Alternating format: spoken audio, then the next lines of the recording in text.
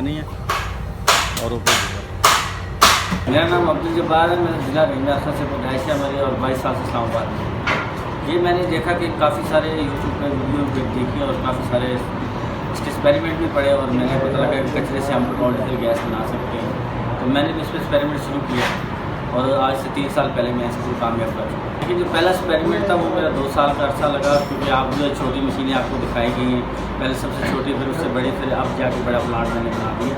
तो इस तरीके से पहले तो 2 साल लगे, फिर उसके बाद फिर टाइम नहीं लगा, फिर 5 से 6 महीने। शुरू में मेरा छोटा एक्सपेरिमेंट में मेरा 15 से 16 लाख रुपये ज़ाया हुआ और अब अल्लाह का शुक्र है 1 टन का प्लांट, 1 से 1.5 टन का प्लांट हम 25 लाख में बना के दें। ये प्लांट देख रहे हैं आप, नीचे हीट दी जा रही है, उसके कचरा डाला जा रहा है इसके अंदर, और कचरा जब हीट पकड़ता है, बैंड होता है, उससे जो भाप उठती है उससे ही पेट्रोल डीजल बनता है। तो ये जो प्लांट है ना, इसके अंदर सबसे पहले तो कचरा डालेंगे ना, जब कचरे को आप हीट देंगे तो ये बैंड होगा, बैंड होगा तो उससे भाप उठेगी, उससे पेट्रोल डीजल बनेगा।